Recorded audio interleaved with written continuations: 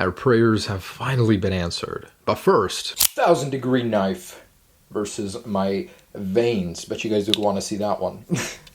Okay, even crazier. I'm doing something even crazier, guys. So I'm actually doing it. Not because I think it's that great of an idea, but because I should have done it a long time ago. And if I do it later, it's going to be a lot worse. So I'm about to pay $5,400 for an original sealed iPhone. And I'm a little sketched out. Hopefully it hasn't been resealed because I'm not opening it to check. But it's coming in from Venice, and everyone on Twitter said I should do it. So yeah, if you guys aren't following me, you can do that there. But here we go. I just wanted to document this because I want to look back in the future and look at myself and be like, what a dumbass, or that was the best decision ever, and I'm making money off of this now. So with the difference between the euro and the US dollar, it's going to be about $5,400. So let's do this. And I'm going to blank that out because that's my info, but there we go. I just made the best or worst decision of this year. Definitely one of the most expensive. Okay, so there it is. I'll be able to look back at this moment. Anyways, guys, I wanted to talk about some things, some very, very exciting things right now with you regarding Apple and this very exciting new iOS 10.3 update. So let's get into it.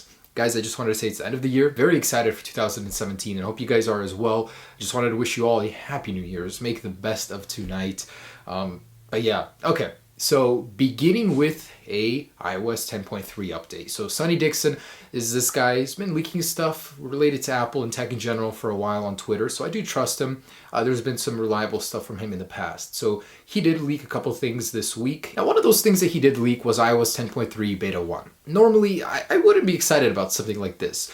But to me, this update means everything. So why am I so excited? Because iOS 10.3 is rumored to come with a supposed theater mode. Now that could mean several things, but what most people are interpreting it to be is a dark or night mode. Something you'll be able to press a button and your iPhone will go into a darker interface. And I've prepared a little demo to show you what that could look like on iOS 10 using the jailbreak, and man, is it going to look nice. Now Apple will probably put their own twist on it in some way.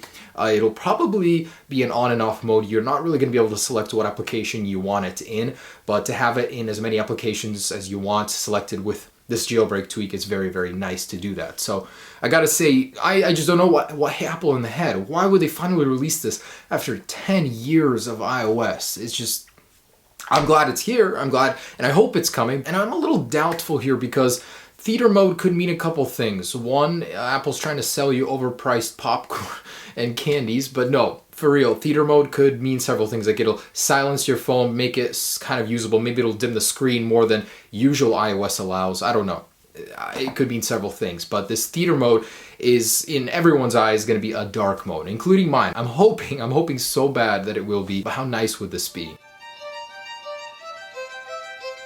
So I prepared a little demo for you guys just to show you what night mode is going to look like on iOS 10. So we're going to get to a little bit more of a darker dock down here. Now I don't have the control center itself modified, but the pictures from Noctis do it very, very good justice. This concept is a very beautiful look at what that could be like. So a little bit of a lighter version, a little bit of a darker version, both work very well, especially when there's that gradient effect. It doesn't have to be pitch black, kind of like a little mirrored, opaque look. It looks very, very nice. So notifications would be getting darker as well. I think that looks fantastic. Now, taking a look at some applications, this is Eclipse 4 beta, and just in settings, this is a pitch black version of it. As you can see, it's very easy on the eyes, especially in darker nighttime environments, especially in a theater where you'd be using it. You don't want it to blast your eyes. I think that name actually kind of does make sense. So here's the App Store, got all of our apps in here, looks very good. This is system-wide right now. In music, it looks a little funky.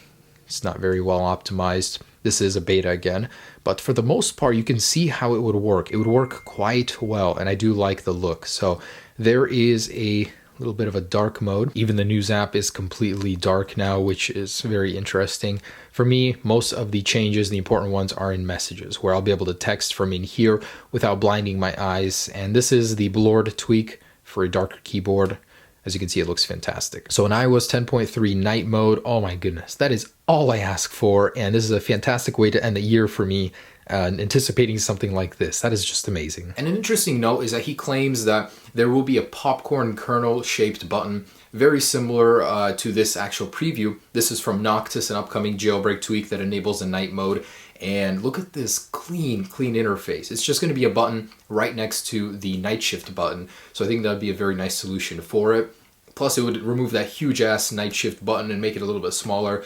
In a way, this update 10.3 is going to be exactly like 9.3. It'll bring a long-awaited feature like f.lux or night shift, but in this year's version. And man, I love 0.3 updates in that case. This is amazing. Best news I've heard of the year, period. So I'm looking forward to that in 10 days here. We're going to be seeing 10.3 Beta 1 with theater mode, hopefully a dark mode. And from the same guy, just a little bit earlier, he did post a video of the Jet White iPhone 7 and 7 Plus. So he says, could it be, basically with a question mark, the Jet White iPhone 7 and 7 Plus? And I think it's probably not. But Makatakara earlier in November did rumor that Apple is working on this color, and it certainly makes sense that they would release it because Apple iPhone sales right now aren't doing too well. Apple is actually cutting down the production of the iPhone 7 by 10%. So in a way to like reinvigorate sales, they would add this new color and boom, suddenly a ton of new sales. I guarantee it. That's how it is. So yeah, I think that it might be possible, but Colorware is probably responsible for this video in particular, as they did say it did look familiar in a response on Twitter. So I think it'd be nice to see, but I personally love the jet black and black iPhone. So just the fact that they even released those colors is amazing. If they release another white one, cool. But I'm mostly excited about a black iPhone with the black iOS interface. That would be super cool. And I gotta come clean with you guys. I made the dumbest, stupidest mistake I've ever made in my life. Accident, you can say. So, late night munchies, decided to get some Taco Bell, sitting eating at my desk, and I spill some water onto my keyboard. And I just promise you guys I've never broken anything on accident. I've never dropped my iPhone. I've broken many, don't get me wrong, but I never dropped mine and cracked a screen or damaged anything ever. None of my phones, period. It's just a miracle that that's never happened. So for the first time in my life, I've actually damaged something on accident. And a picture I'm going to show you, this happened immediately after, and it was bad. Now you look at this and it like dried up. So I spilled water here, immediately disassembled the MacBook, dried it out inside. It didn't really get too far in because these keys actually prevent water from getting in around them much better than the old one. I'll tell you that. There was almost no liquid inside. But it did leach up, I don't know how, but the water leached up into the display. And by some miracle, it is like completely almost gone. There's just a little bit of stainage down here. So I was like, what the heck? I felt so bad. I've never felt this bad before about breaking something because it was an accident. It just happened, and that's always a crappy feeling. So I was kind of talking with Apple a little bit about my Final Cut review with my actual MacBook review, and they wanted to know more about it. So I just wanted to say a big thank you to Apple. So I told this guy what was going on. I spilled water on my MacBook, and he's like, hey, we'll get you another one out right away. So I just wanted to say a huge thank you to Apple. I didn't end up needing it, but they sent me a press review unit in the same spec as mine, and I've had it already for like a week or so. I just want to say, Apple, that was fantastic of you to do that. I didn't end up needing it, but for me, that says a lot about you as a company, how willing you are to help. So thanks. Just wanted to share my little embarrassing story with you. And guys, that's just a little update for you as I'm going to be celebrating New Year's tonight. I'm looking forward to 2017 with you guys. I promise there will be so much change on this channel. Yes, even my logos. Everyone always says they're old, but hey, it's my little YouTube personality. I've had those forever.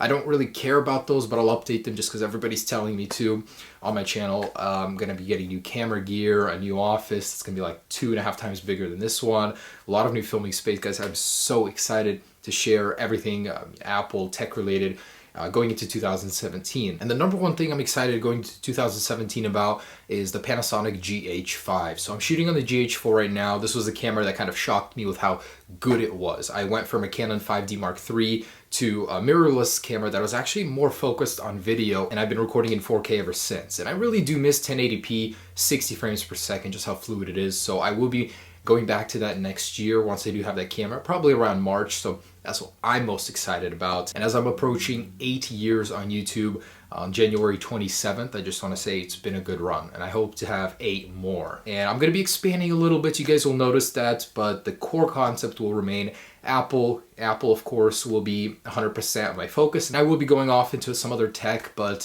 for the most part, it will be 100% to Apple. So I just want to say, guys, thanks so much for watching. I will meet you guys in the new year. Have a great one. Peace.